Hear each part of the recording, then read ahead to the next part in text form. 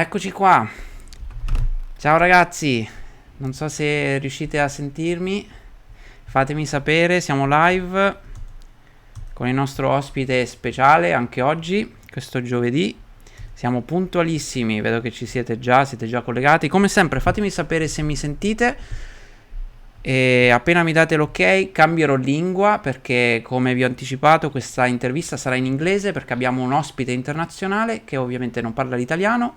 Però se non riuscite a seguire la conversazione in inglese non vi preoccupate, perché faremo questo video con tutti i sottotitoli in italiano. Ovviamente ci vorrà un po', però ce la dovremmo fare. Ciao Giovanni, mi sentite? Datemi un feedback così possiamo partire. Ok, perfetto. So I'm going to switch in English, guys. I'll just wait another minute because I see a lot of you are connecting just now. There's a lot of people already. Wow. I hope you're not going to struggle with my English. I'll try to speak slowly. Okay, everyone is connected. Great. So, guys, today we have someone for me very, very special. As you know, in this channel, I always interview people that in my career inspired me, at least in one way. I think the person that I have here today inspired me, I don't know, so many times. I think every chapter of his books has enlightened me. He wrote a wonderful book called Chasing Extreme, but we will talk about this later. The person that we are interviewing today, I wrote a note about it and I really want to spell it out. It's a man stronger than the worst injuries and impossible challenges, with an incredible drive to inspire. I hope, Luke, you like this introduction. People, friends of Esco Corre, I would like to introduce you, Luke Tyburski. Ciao Simone, thank you for having me on. It's a real pleasure. Thanks for being here. So before I start with the interview, I have to introduce you, Luke, a bit better and tell you who he is, because probably if you're in Italy, maybe you didn't read or you didn't listen to his story now. Even if actually when I talked about you on the club, we have a club on Facebook with actually a lot of people following this channel. There's a lot of people that actually watch your documentary, so you know you're quite known. So Luke has been a football player. Let's start from there. So he had a professional career. He traveled quite a lot. He's Australian, so he started in Australia. Then he moved a bit around US, Europe, United Kingdom. I think it was the last place, right? Where you played your last as a professional player. But you were not... Simone, I also want to point out there to some of your listeners who follow football.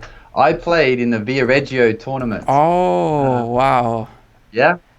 I played in early 2000s. I can't remember the exact year, but I played in the Via Reggio tournament. I know how big it is and how well known it is. And I've been there and I've played there many years ago, but yeah, I just wanted to make sure that everyone knew that I've been there and played at Via Reggio. That's a surprise, because I love the Via Reggio tournament, and of course everybody knows what Via Reggio tournament is.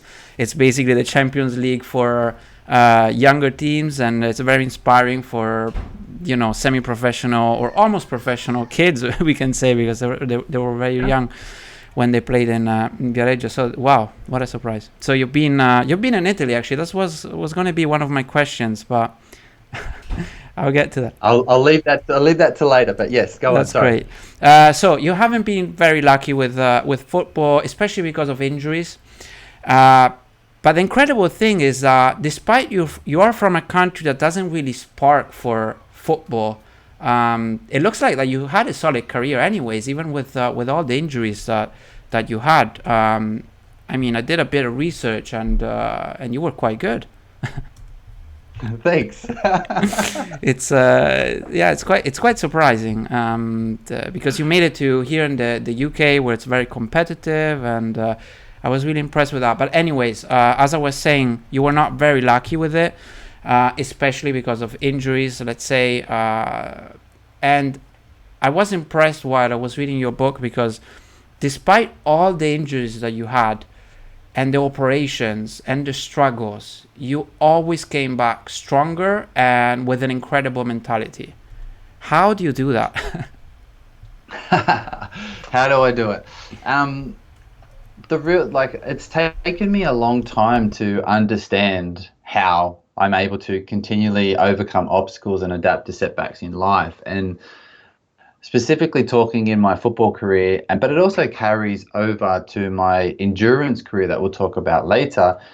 For me, like, I really understand that it was how I was brought up.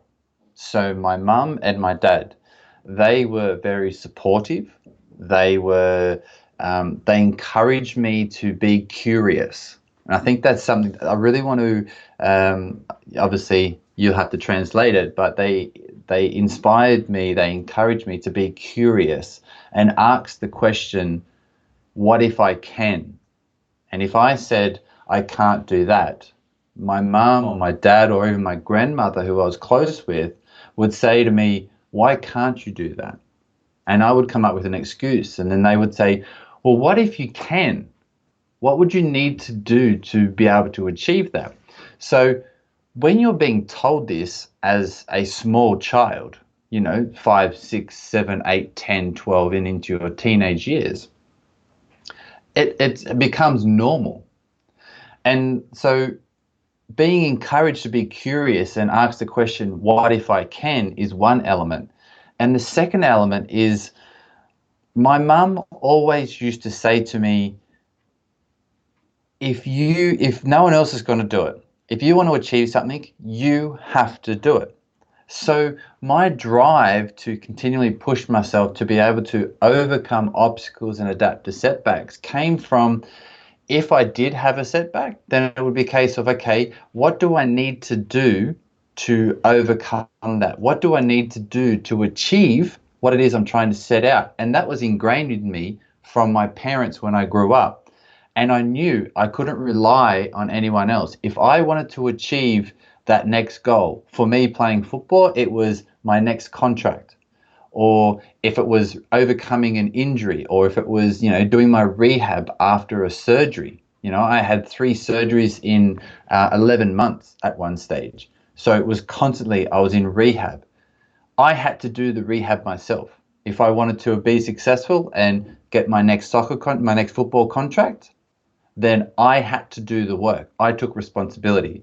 So it was a combination of being curious with what if I can, and also knowing that if I want to achieve something, I have to do it. And that was one of the 2 big messages that my parents really installed with me as a kid. And it's just how I've always lived my life. Wow. So yeah, basically all this is thanks to your parents and how they helped you to become the man you are. It's quite a good message, because I'm a father, and that's what I try to do all the time with with my child here, and I hope I can be the same inspiration, and have the same inspiration that you had, because I think it made you an incredible person. Now I'm going to read a bit of your career so people can understand a bit more, because we're focusing on football just because, from what I read on the book, for Luke, football was really everything.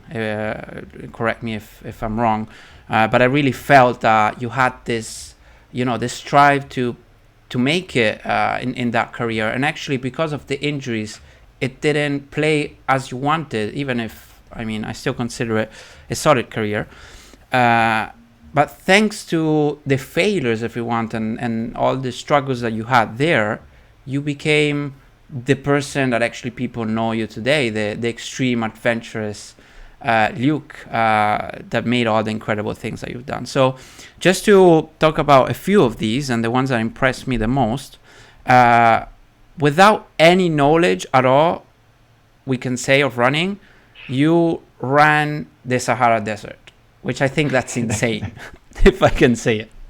And I'm saying it because, and I was shocked when I read it first time, because I started running because I quit football as well, because I had I had an argument with the president of my football team. So I started running because I saw this advertising of the Milano Marathon.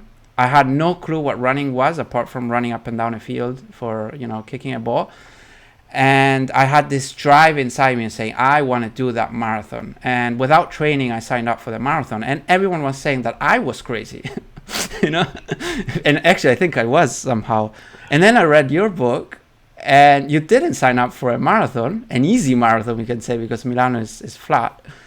But you signed up for possibly the hardest challenge on earth. What is wrong with you? I'm still trying to figure that out, Simone. Yeah, the Marathon des Sables is the race, my first ever running race. People have questioned me and asked me this because in the book I talk about how I retired from football from injury, training by myself in my local park, and I hobbled home and I was icing my calf muscle in my bedroom. And literally that day, I signed up to the Marathon des Sables. So imagine this. All I've ever wanted to do, as you said, football was my entire life. Exactly. I left home at 16 to play for a professional club. I left Australia at 21 to move to the other side of the world.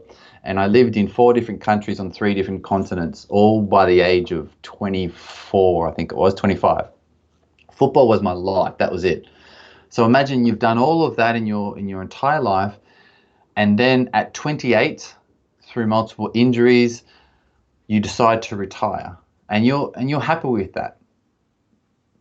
Literally, I would say 4 hours after I decided to retire, I had a place running the equivalent of 6 marathons in 7 days across the Sahara desert, carrying everything you need for the entire week, food, clothes, everything, in your backpack. Let's say 255 kilometers in the desert with heats of 55 degrees or something like that. It's making me tired just saying it. Yeah, so that was my first ever race, and people say that's like ridiculous, and I agree with them. But it was, people say obviously the next question is why?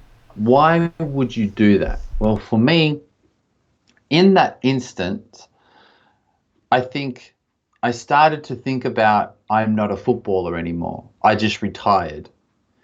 And that scared me. It wasn't completely on a conscious level, but I think deep down it scared me. And I thought, if I'm not a football player anymore, who am I and what am I? And I had friends in Australia who were doing marathons, and I remember they told me about this crazy race in the desert. And I Googled it and I found it. And I still, to this day, I'm not exactly sure what propelled me to call on the phone and say, can I have a place? But it was a case of, I Googled it, I found it, I saw a phone number, and I just went, it's in 6 months. So that's the other thing as well. It was only in 6 months. I had a torn calf muscle. I needed a month to recover. So I had 5 months of training. And I just went, screw it. I'm going to sign up and I'm going to do it. And that's going to be my next focus. So because I felt like I had a loss of identity where I wasn't a footballer anymore, and that scared me, I needed a new focus because I'm very driven, as you can probably understand. So I need a focus. I need something to look towards. Football was finished. I found this race. It's going to give me focus for 6 months, and I went for it. And how hard was it, honestly? The distance wasn't the difficult thing, all right? You can actually, I don't know if you've seen this in your research, but I took a camera out to the desert and I filmed a short self-filmed little mini documentary. It's called It's Not a Race, It's a War, and it's on YouTube. I saw that. And it'll show you my feet and my knees and everything that went wrong. So it wasn't the distance that actually was most painful. It was my knee, which was a reoccurring injury. So because I only had 5 months to train for this race, and I tried to build up slowly, that I didn't quite get there. I overtrained, and I'm sure a lot of people who are listening have had problems with their ITB before when they increase the mileage too quickly. Well, I had 2 cortisone injections before I went to the desert because my ITB flared up. It must have been a month before I left, and it flared up towards the end of day 1. So I still had day 2 to 7 to run, and every day when you run on a sore ITB, it gets worse and worse and worse. Absolutely. And then I got blisters, and I'm talking like not normal blisters, like talking total skin from a toe degloved, pulled off. It's pretty disgusting. I had to be on penicillin in the desert because I had infections in my on my blisters on my toes, on all of my toes, on my feet. I got a stomach virus and I was throwing up, and I had diarrhea on one day, which then I had to have an intravenous drip the following day because I was severely dehydrated. So I had the whole experience of the Marathon des Sables. So was it hard? Yes, it was hard. Yes, it was difficult, but not because of the distance or even the conditions, but because everything that happened to my physical body, it made it. I almost made it difficult for myself, but I kept putting one foot in front of the other, and I finished it. And you did pretty well, actually. I was reading that at half point you were still in the top 20, and that was your first race. Unbelievable. Yeah, so you do have a bit of a talent for it as well. It's not just all the mind. I mean, to be the top 20 on that race, which is, I know it's, all the top runners are there, and it's probably one of the most famous ultramarathons on earth. You did pretty well despite everything. I did okay. I did okay. I have the feeling that you have an open challenge there. And after that, another amazing adventure that you've done is running down Mt Everest. That's another one that impressed me. Yeah, so just before I went out to the Sahara for the Marathon des Sables. Obviously I retired from football. I didn't really make any money from football. I was playing in the lower league, so although I played in the world's most prestigious tournament, Via Reggio tournament, I didn't go on and play in Serie A or in the Premier League or anything like that. So when I retired, I still needed to find another career. And in my mind, I thought, right, I'm going to do this desert race. Off the back of that, I'm going to turn this into a profession. I'm going to be what I called myself, an endurance adventurer. And people ask me, well, what is an endurance adventurer? And I would say, well, I'm going to travel the world and do these big, crazy challenges, and I'm going to make documentaries about them. I'm going to write books about them. I'm going to stand on stage and talk about these big challenges and inspire people to really go out and live life. Now, this is 2011. I was saying this. And 2011, I said, I'm going to be an endurance adventurer, and I'm going to write magazine articles, and I'm going to do all this crazy stuff. And everyone was like, Luke, you need to get a real job. And I was like, no, that's fine. So then I would work as a running coach, as a personal trainer, because I have an exercise science degree. I work with other athletes to help them get fitter and stronger. And then I came up with this idea of doing the longest, highest, wettest, all these type of crazy challenges. And the highest ultramarathon in the world at the time was the Everest Ultra. And you basically ran down from Everest Base Camp down to the airport in Lukla. So you would start at like 5,500 meters above sea level, run down to 3,000 meters above sea level. Which of course first you have to go up, which was already a challenge because... The toughest part of the Everest Ultra is spending 11 days trekking to the top, to the start line. Most people get in a car and drive to the start line of their race. No, we trek for 11 days up Mount Everest. But as an endurance adventurer, I thought I can't just do races, okay? I actually got in touch with the race director and said, because I've seen a few Nepalese runners becoming, bigger names for themselves on the ultra running circuit. And I said to him, do you know any of these Nepalese runners? And would they be willing to allow me to come into their homes and learn how they run and how they train? And he said, yes, I've got two, no problem.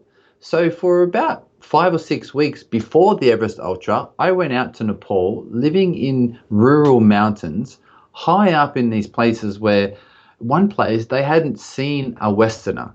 Like I kid you not, I'm at this house and I open the front door and there's like 50 people just wanting to have a look at this guy. They'd never seen anyone like me before. So no electricity, no running water. They milked the buffalo every morning for milk. It was a surreal experience. And I was high up in these rural mountains where it took 3 buses, 10 hours, plus a 5-hour trek to get to this village on the side of a mountaintop. And it was amazing. So then I did that for about a month. And then I came back to Kathmandu, and then we did the Everest Ultra. And as I said, the toughest part of that race is getting to the start line. And it's very unsanitary. You go to the bathroom in a hole in the ground. Everyone eats in one area, and then you go and sleep in these little bedrooms that have no heating or no nothing, and it's freezing cold, and there's no real running water either. And it is what it is in upper mountain, but it's not great preparation for a big ultra. And then it must have been 2 days before the start of the race, I contracted a parasite called Giardia. And basically from untreated water, basically what it is the parasite is literally how it sounds, and it grabs onto your gut, your intestines, and it grabs it and it doesn't want to let go. And your body says there's something in there that shouldn't be there, so it tries to flush it out. So it tries to flush it out with diarrhea, it tries to flush it out with vomiting.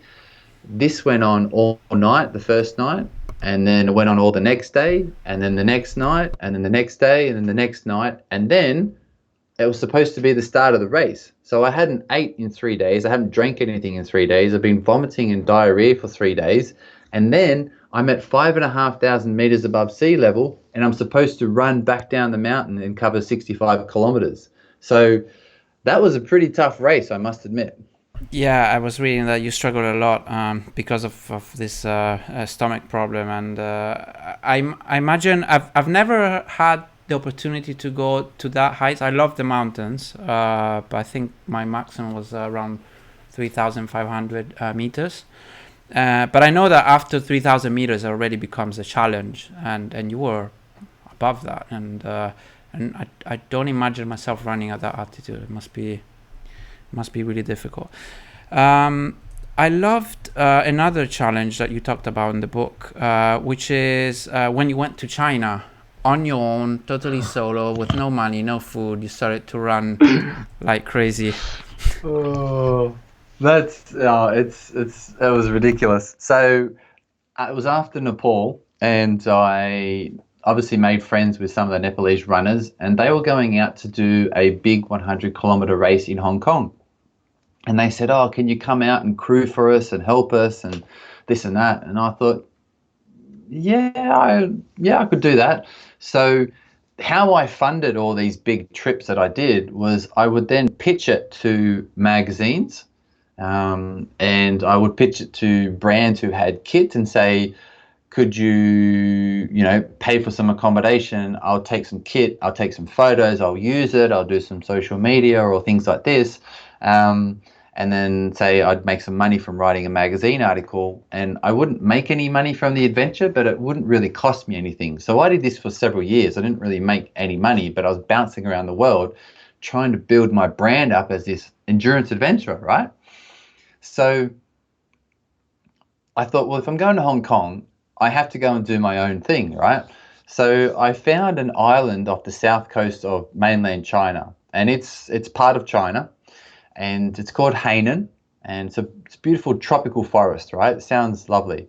And in the middle of it, there's a mountain range. And I thought, not very big mountain range, but a bit of a mountain range. So I thought what I'll do is I'll catch a taxi to the middle of the island, take a backpack, a hammock, right, and a big knife, and I'd buy some food in the middle of the island, and then I'd go and run through these mountains for like 2 or 3 days, and then come back for 2 or 3 days, and that'll be great. Sleep in a hammock in between coconut trees. I thought it was a great idea. Yeah, actually sounds nice. But what happened was when I got to Hong Kong, a typhoon hit the island, and they closed the airport for a couple of days. I should have took that as a sign and went, oh, well, I'm not going to go. No, Luke being the stupid Luke is, now fine, I'll go out there for less time. Like, I'm going to this island that's been ravaged, that's been flattened by this typhoon, winds and rain and water everywhere. Anyway, I had no real cash apart from the cash that I was going to pay a taxi driver to take me to the middle of the island. And he did that. Well, there was about 5 or 6 that said no, and finally this one said yes, and we had to drive and take tree trunks and branches off the road to get to the middle. Got to the middle of the island in this city. There was about 100,000 people. It was a city. And my credit cards didn't work. My debit cards didn't work. I told the bank that I was going there. Nothing worked. And I had like the equivalent of a couple of pounds, or say a couple of euros if you're in Italy. So imagine having €5 in Rome. Like, you can't buy a lot of food and water and stuff, you know what I mean? So I had no money for a hotel. I had no money to do anything. I had no money for food. So I actually, long story short, without giving you too much away, is I found a few coins, and I went to a supermarket and I bought like some oats and some little pumpkin seeds, and that was it. Like a small bag of oats. And I went to try and pay for a hotel room for the night before I was going to run into the mountains, but my cards didn't work. And the woman at the front desk took me across the road to a cheap hotel, paid for my night, never saw her again, and that was it. But as I'm looking at these mountains that I was going to run up there, they were having landslides. So big chunks of the mountain is sliding down. And I thought, I can't run up there. Nope. So I stayed the night in Wuzishan. Wuzishan City was the name of the place. And basically, I had a flight booked in 3 days by this stage. And I thought, right, I'm just going to run back to the airport because this adventure is screwed up. I'm just going to get back. I'm going to get on the plane. And we're talking about a tropical island here. It's probably 40 degrees with 90% humidity. I had 2 backpacks with me because I was going to leave one at a hotel and run to the mountains and come back and pick it up and come back to the airport. I had 2 backpacks with me. I had like a little bag of oats and some pumpkin seeds, and I had just over 100 kilometers to run in 2.5 days. And I ran, and obviously I didn't have enough food. I didn't have enough water. I didn't speak the language. I had no money. I got severely dehydrated. I tried to light a fire that night to boil water because I had no more water. But because the ground and everything was wet from the typhoon, I couldn't start the fire. I put my hammock up in the tree. I lay in the hammock, and I think to myself, this can't get any worse, can it? And then it started to rain. Not just rain, but torrential thunderstorms. And I'm laying there. I had a little thin jacket, and everything was getting wet, and I was cold, and I'm shaking. And it was about midnight, and I still had 4 or 5 hours before it was light. And it was horrible. It was horrible. But then I got up the next day, suffered really badly with dehydration. There's a few crazy twists and turns that happened, but I'll save that for all your listeners to you can read in the book. But I made it back. I'm alive, but it was a wild and crazy challenge. Oh, yes, it was. I read the book, and it was amazing to read, to be honest. Okay, let's move on. After this adventure, another thing that impressed me is you're actually good at cycling as well. And your first experience was like a Saturday day. You said, oh, let's go out for a tour, and you did 400 kilometers. Well, no, the thing that started that was I'm an Australian, and I live in London, and I don't know how to surf. Okay, so everyone thinks all Australians know how to surf.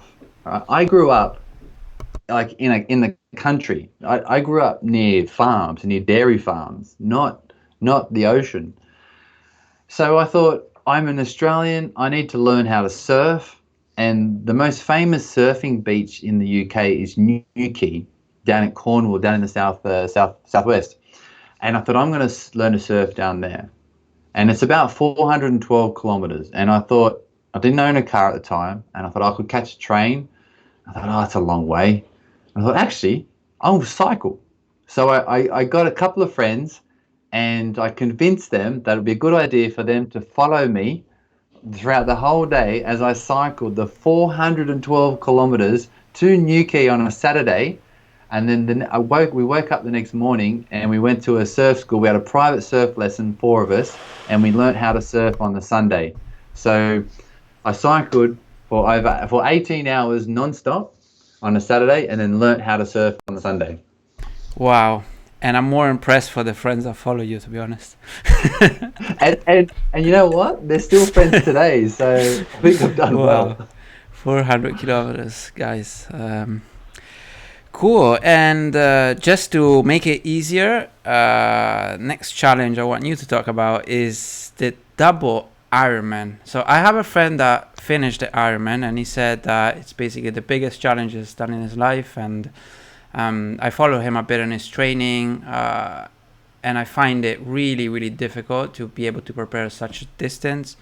Well, everybody knows what an Ironman is, but basically for us runners, you have to run a marathon after that. You did a lot of other things like swimming. Is it 10K swim?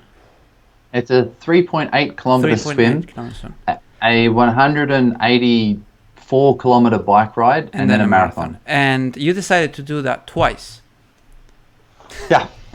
Yeah, first ever triathlon. I thought, yeah, why not? So I was in this mode of doing the biggest and the craziest and the toughest, all these challenges, because, at this stage, this was 2014. I'd started to speak on stage about my challenges, spoke about China, spoke about Nepal, spoke about the Marathon des Sables, writing magazine articles about this, making my own little documentaries. So I wasn't making any money. I was covering my costs. I wasn't making any money, but I was developing my brand, and people started to know who I was. And I thought, I've got to do this. I've got to do a triathlon, my first ever triathlon. So I Googled, we all love Google. I Googled the world's toughest triathlon. I thought that's a great place to start. And on the front page, the title of this race caught my eye. And the title is this. This is the real name. I'm not making this up. It's the real name of the race. It's called the Double Brutal Extreme Triathlon. I saw it there. I clicked on it. It was in like 9 months. I'd been cycling. I'd been doing a bit of swimming. I'd been running, planning. I thought, yep, great. Pulled out the phone, booked my place, and I thought, right, Double Ironman, here I come. That's adverse marketing.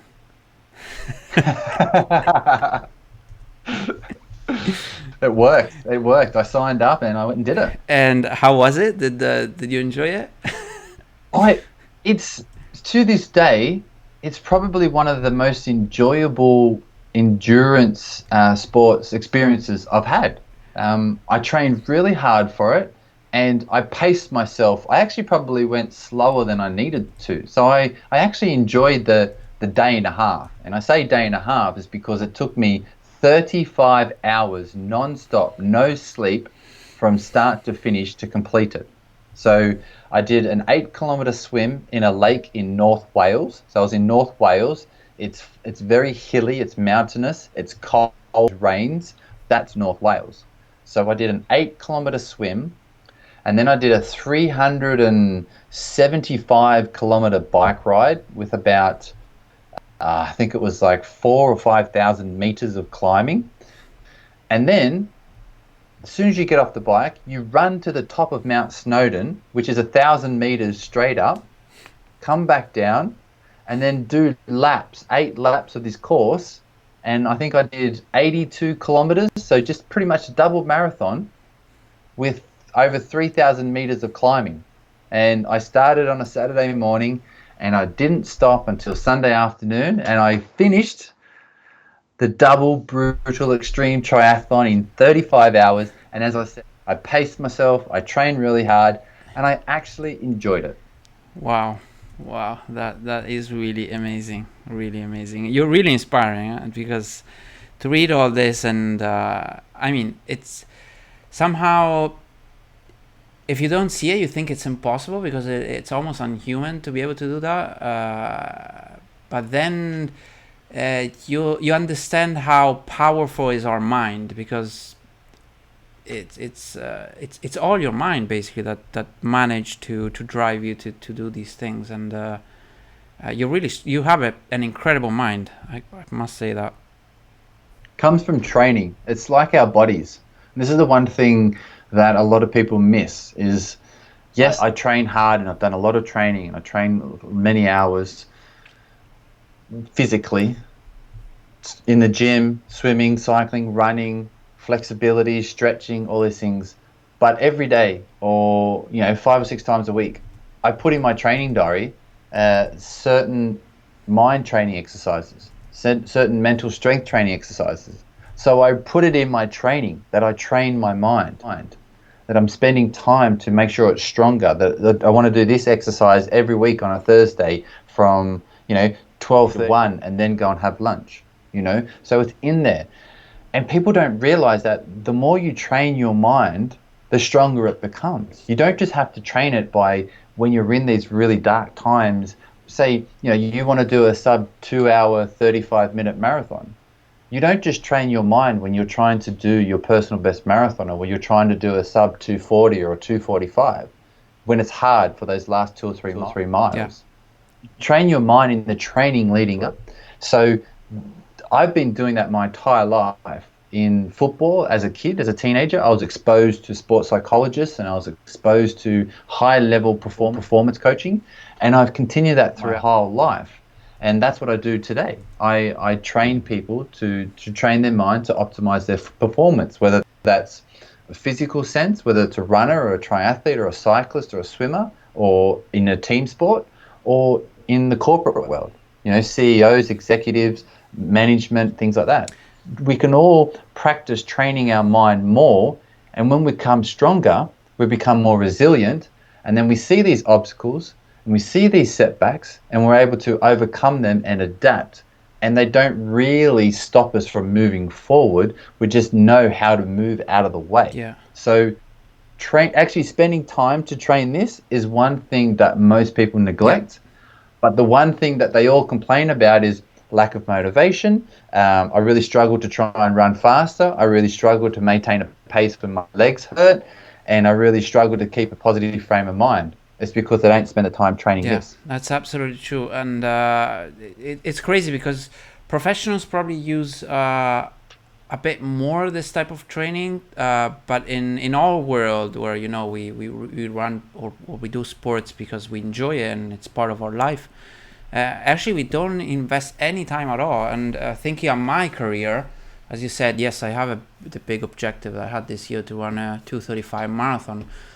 I didn't spend that much time thinking how I was going to accomplish that with my mind, because you're totally right. When you're going to get to that point in the marathon or whatever challenge you're having, there is going to be that point where your mind is going to say, wait, where are you going? Stop. This hurts. It always happens. Even in my best marathon in London I've done, I've always had that moment where my mind was playing me tricks. And most people will focus on nutrition. Okay, so you say like some professionals will work with, say, maybe sports psychologists or mindset coaches or performance coaches, but most runners who are listening to us now will be eating sports nutrition, all right? The same sports nutrition the professionals are using. And most of the people listening today will be using professional athlete recovery protocols, foam rolling, okay, stretching, maybe ice bath, cryotherapy, saunas, all these things that the professionals are using as the recovery tool. We use them. And we train like professionals in terms of we do tempos, we do fartleks, we do long runs, we do track sessions. That's what professionals do. So if professionals spend time training their mind, why don't we do that as well? We do everything else that they do in terms of types of training. So the elements of performance is, recovery, food, physical training, and mental training.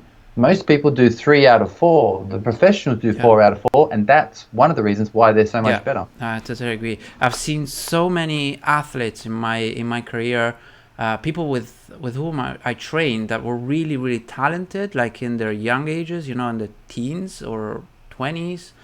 And then if I meet them now and ask them about their career, they probably gave up many years ago without expressing that talent. And I really believe that that's all because the mind wasn't as trained or strong as their body and their talent. And so I totally get it. It's really inspiring. We should concentrate more on that. But now I want to move to something that makes me really exciting because it's the biggest project you had so far, and I think you became famous thanks to this as well. I told already everybody to go on Amazon Prime because there's a wonderful documentary about it, and we're talking about what you self-called and self-defined the ultimate triathlon. Which, for whoever doesn't know yet, it was a 2,000 kilometer self-designed, because you designed the route, right? Yep. Crossing from Africa to Europe, because we're talking about Morocco and Spain, swimming, and then from there, biking and running to Monaco. That's 2,000 kilometers in only not 1 year, not 6 months, but 12 days. Oh, I know. It was a good idea. Can you please explain? Oh, I've got a lot of explaining to do. Yeah, so the Ultimate Triathlon was something I came up with in 2011. So I said before that, before I went to the Sahara Desert to do the Marathon des Sables, I said, right, what I'm going to do with my life is I'm going to be an endurance adventurer, right? And we talked about that, bouncing around the world, magazine articles, speaking on stage, documentaries made, all this cool stuff, right? And I thought to myself, well, if I'm going to do this, I need to do something big. I need to do something that's going to really put me on the map in this world of adventuring, endurance sport, something that's really going to go, wow, like, this guy's awesome, and we want to sponsor him, and we want him to come to our race. And I was so naive. I thought this is a real life and a real career. But in 2011, I sat down at my laptop and I looked at a world map, literally Google Maps, and I just went, right, hit me. What are you going to give me? Right. And I remember I'd only just signed up to the Marathon des Sables. I've been training for that, but I hadn't really done much running. I hadn't properly ever cycled. I was a footballer. That's it. My entire life, footballer. So I had never cycled. I could swim. Like, I won't say I couldn't swim. I could swim, but let's say I'd probably swim 50 meters and need 5 minutes to recover. But I could still swim. And I came up with this idea because I saw this little, this little gap between Morocco and Spain. And I thought, I wonder if I could swim that. And then I went, okay, well, here is at the bottom of Spain. And I looked across the coast. Oh, I tell you what, imagine going along the southern coast, southeast coast of Spain, along the Mediterranean Sea. Oh, that sounds amazing. I should cycle that. Where's the next country? Going along, and there's the Spanish-French border. And I went, oh, okay, I'll leave the bike there. And then, I'll run along the French Riviera. That would be amazing. And I'll finish in Monaco. And that was the initial idea. I wasn't looking for a triathlon. I wasn't looking for anything like that. It just popped out at me. And when I started to look at the distances, the swim was supposed to be around 20 odd kilometers. the cycle was about 1,300 kilometers and the run was about 700. And I did a few calculations, and in my head I thought, 12 days. 12 days I'll do that. I started to ask some friends. This is back in 2011. Some of my friends who were doing Ironman triathlons and ultramarathons, they said, "You're crazy. It can't be done. You're an idiot. Why don't you just do one race to start with, And I said, yeah, fine. And actually one friend said, I think you could do it in 14 days. And I was like, okay. So I went away and looked at it and I went, And he said, actually, probably 13 days is the minimum. And I said, great, I'm going to do it in 12. And that was it. And so this is 2011, and I did the Ultimate Triathlon in 2015. So that was my target. So as a kid growing up, all I ever wanted to do was be a professional footballer. From 2011, when I retired and I signed up to the Marathon des Sables, and I planted the seed that I'm going to be an endurance adventurer for the next 4 years. All I cared about, all I focused on, all my effort, my energy, any money I had was going to be to get me to the start line of my ultimate triathlon, and I wanted to have a documentary made about it, and I wanted to go out there and just push my physical limits and my mental limits and see what I was capable of doing. And then everything we just talked about was the lead up to the ultimate triathlon. Wow, that's a good way to start a challenge.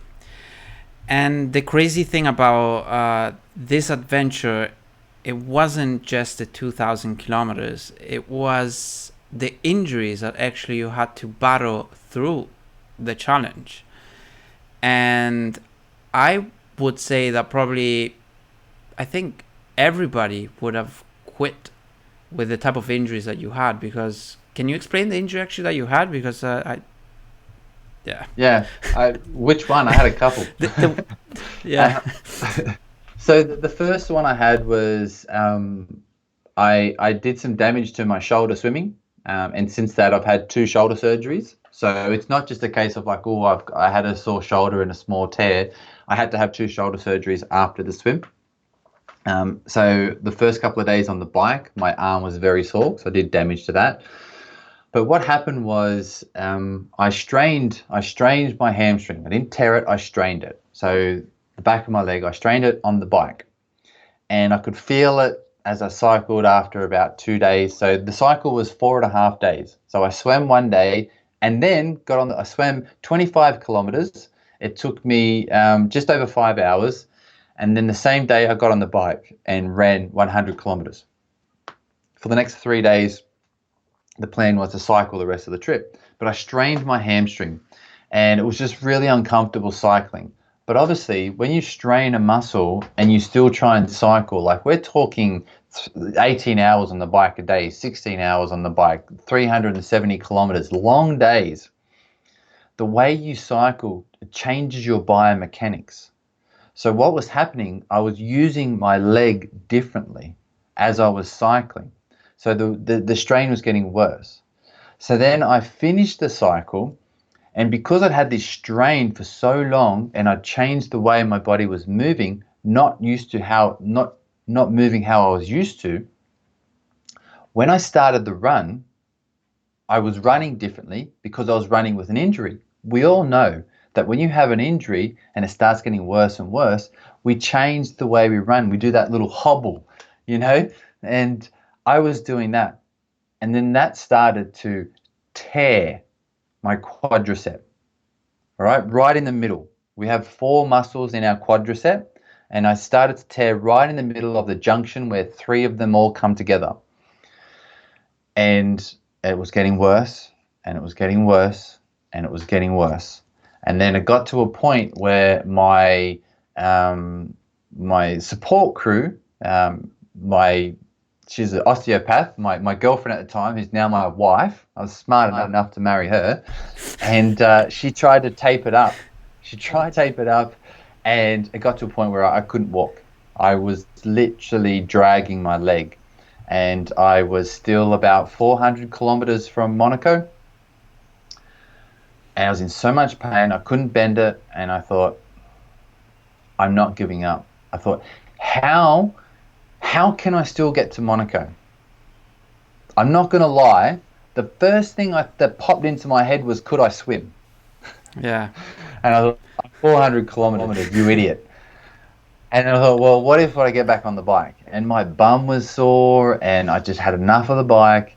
And I thought, I've only got one leg. And I thought, well, I only need one leg to cycle. The other leg can just hang out. So to the end of that day, the end of that day was still 70 kilometers. I was running, close to double marathon every day. I'd only ran 20 kilometers that day. My leg was torn up from days before, and I got on the bike.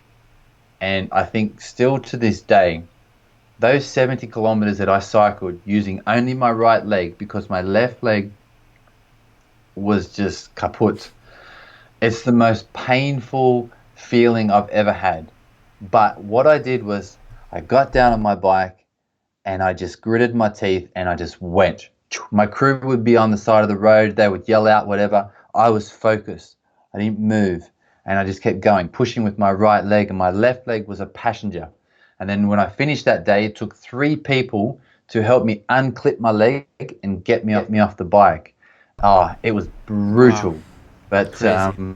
that were the 3 injuries that I had.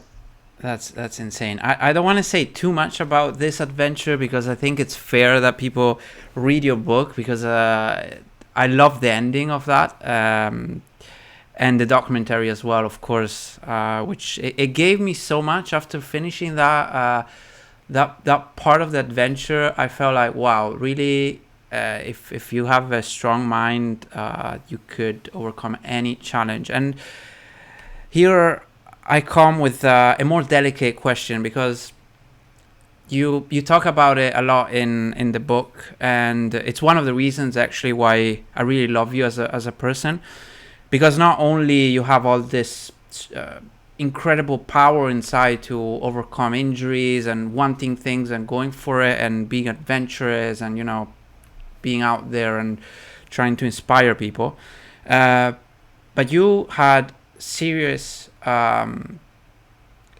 depression issues, and you talk about it in the book as well.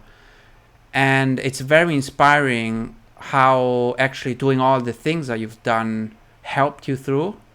Can you talk about that? Yeah, so I started battling depression when I was still playing football. I was very confused. I didn't really understand it. I didn't really understand why I felt so low, why I felt so depressed, why I had no energy when it was, I'd slept all night and it was 9 o'clock in the morning and I couldn't get out of bed. Why I didn't want to be around anyone, people that I knew. My girlfriend at the time, I hid it from her. Someone that we were together for 3 or 4 years, and I hid it from her. And then when I retired from football, it got worse, because obviously this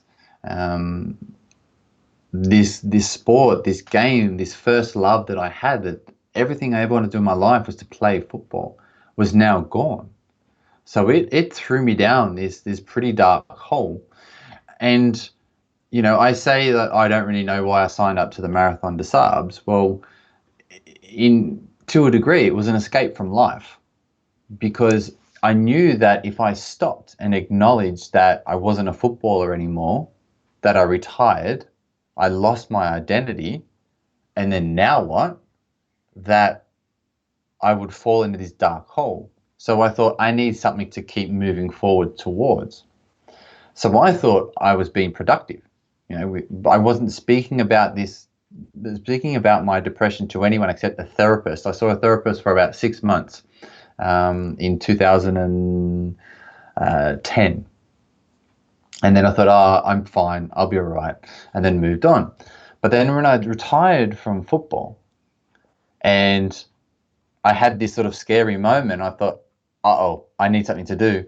I'm going to be an endurance adventurer. Oh, that sounds good. That's going to be great. And then I went from not being a footballer to being an endurance adventurer. And then, as I can only describe it, as I was running away from life. I was trying to outrun my depression. And over 2012, 2013, I had a very bad relationship breakdown in 2013 with my long-term girlfriend of 5 years. That made me worse. 2014, and then 2015.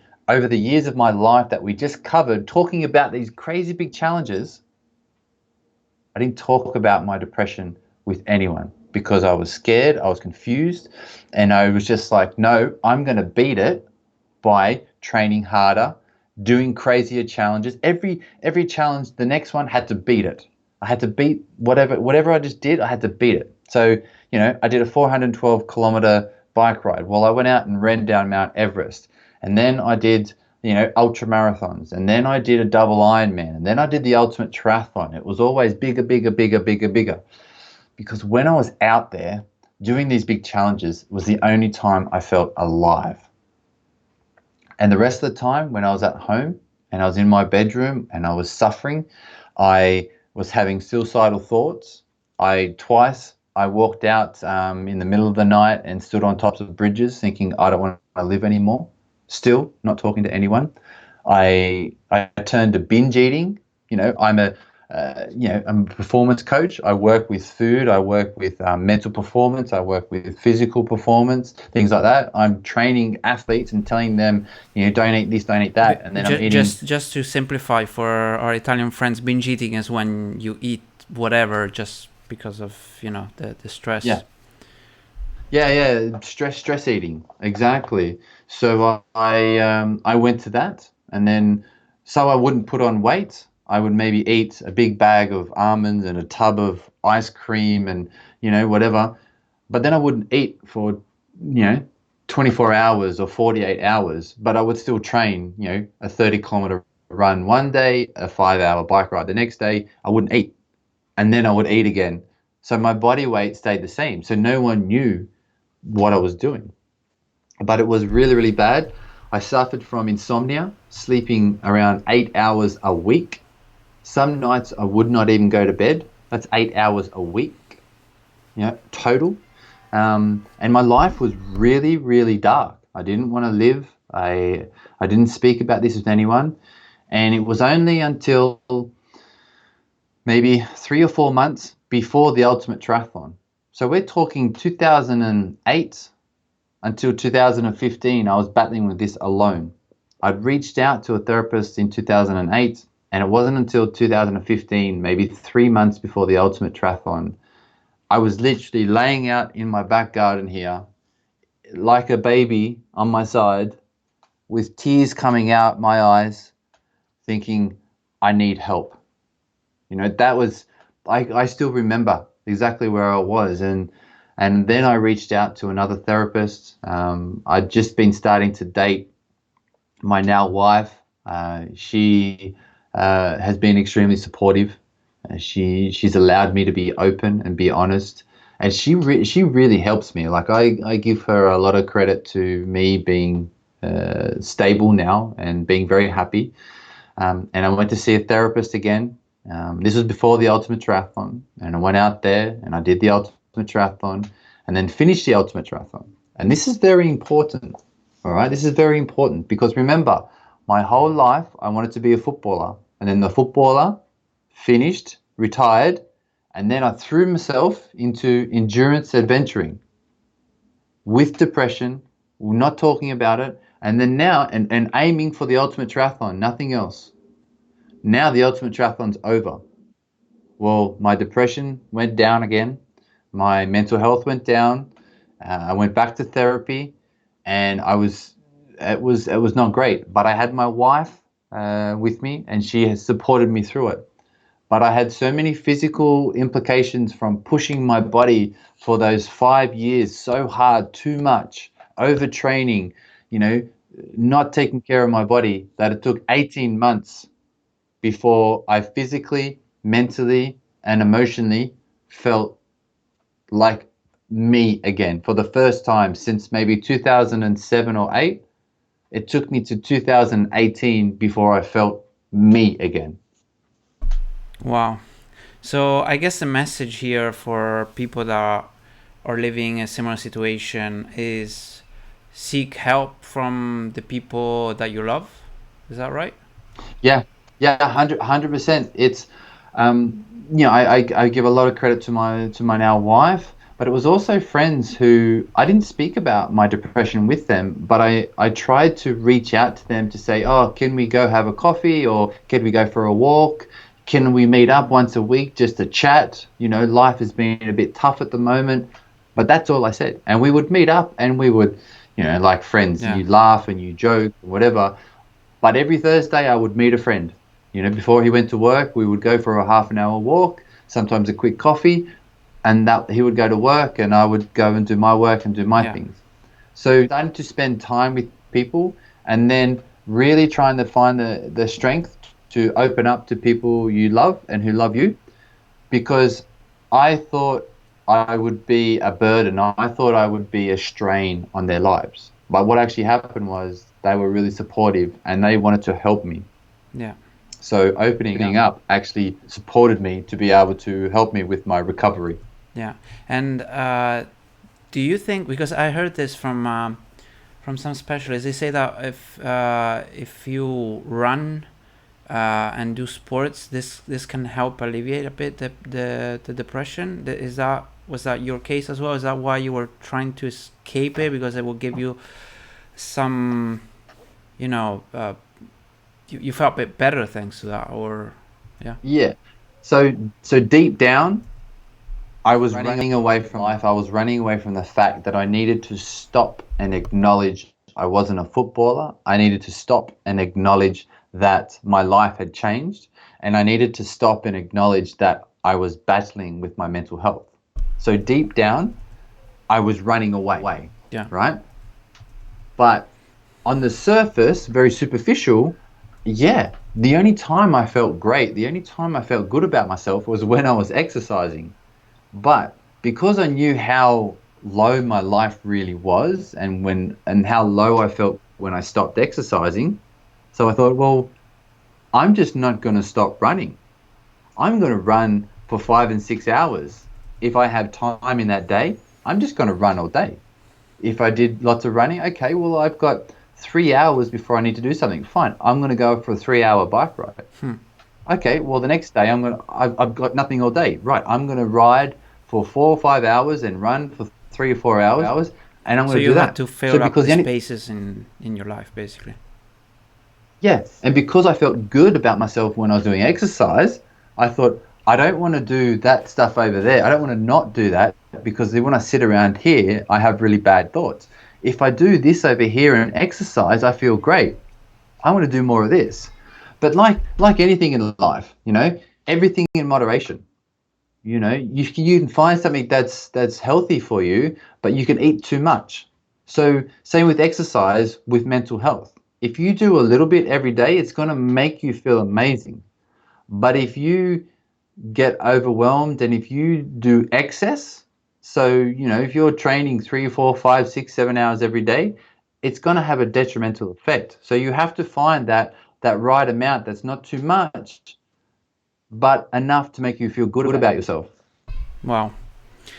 Thanks a lot. That really is inspiring. I hope it can help other people that are in similar situations, and remember, to seek help from the people you love. I've someone in the family that had similar issues, and I know this very well. So thanks, Yuk. That really is something, I think, a very deep conversation here that we're having, and I think it can help other people as well.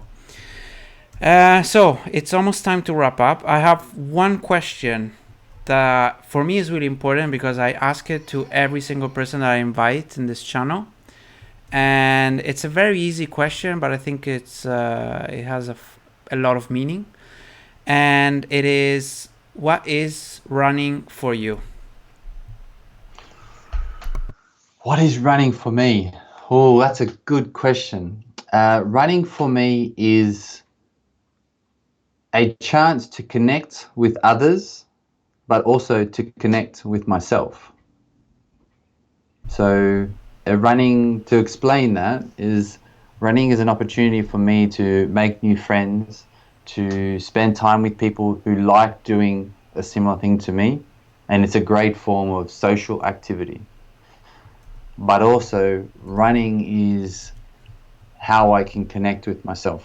I can actually, I call it a form of meditation because I can switch off. I can forget about the worries of the world. I can forget about the worries of my life.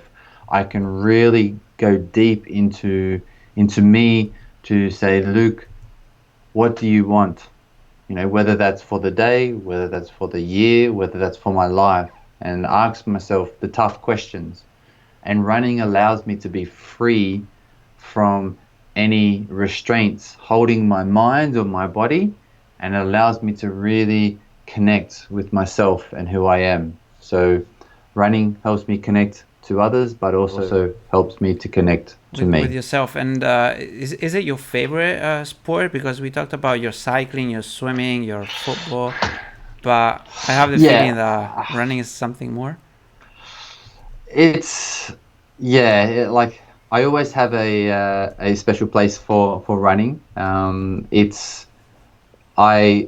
For most of the time I enjoy it the most. Occasionally I will love swimming, but it's difficult because if it's a beautiful ocean, I can go for a great swim, and I swim for 2-3 hours and think, I love swimming. Swimming's amazing, but it's more the location. Yeah. Where running, I love running in a new city I've never been before, and I just go and explore. That's amazing. Running on trails that I run every week is beautiful. I see something different every time. Yeah. So yeah, I definitely have a special place for running, and it's definitely, out of all the sports I do, it's something that I always know that I will enjoy. Wow, thanks. So just to conclude, I think this is really important.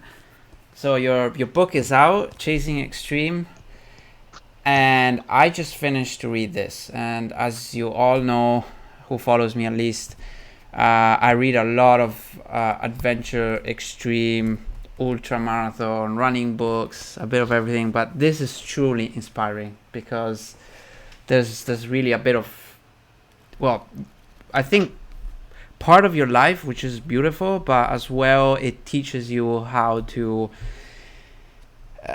get the mind to go over your abilities somehow, or find those, your extra miles that you have within the limits. And I really loved it.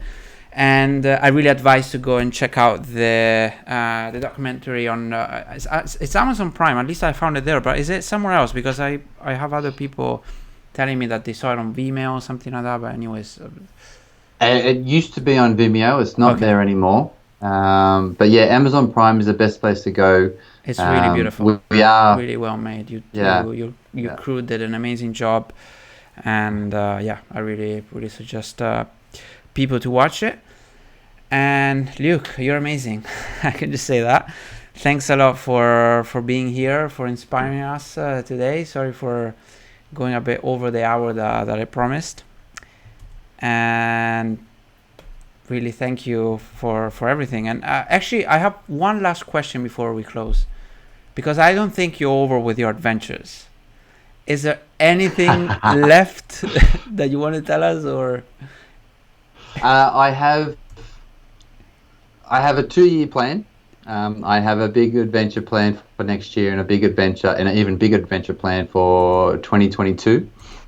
And I've been slowly working on those for the last couple of years. So yes, big adventures.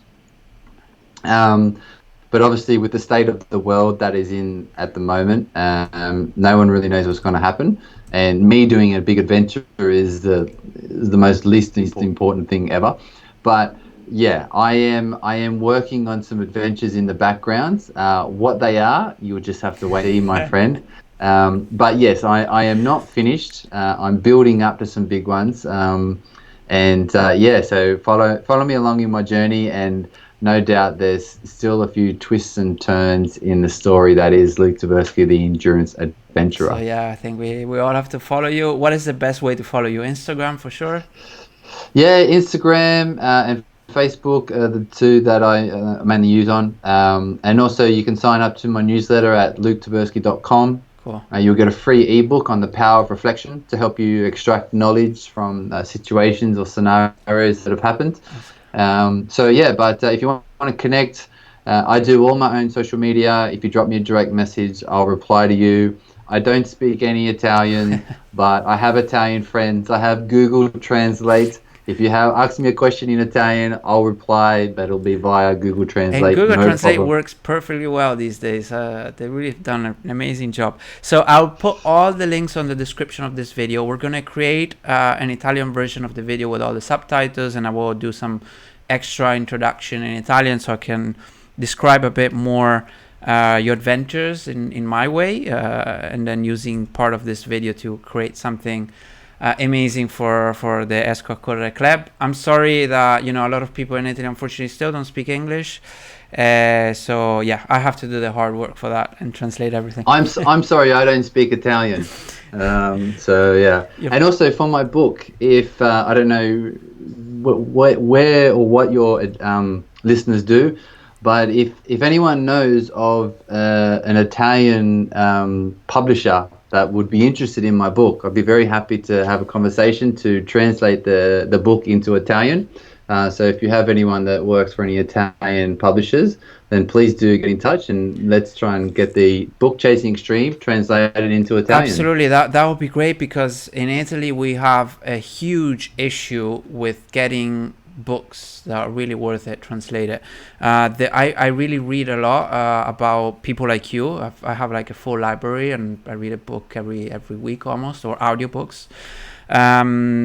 And the problem that I have is I talk about these books on the channel, and then when I go and search for the Italian version, because of course I read in English, being in London, it's impossible to find. And yours is one of them, but there's a lot of other books. For example, we had in the same YouTube channel Bart Yasso.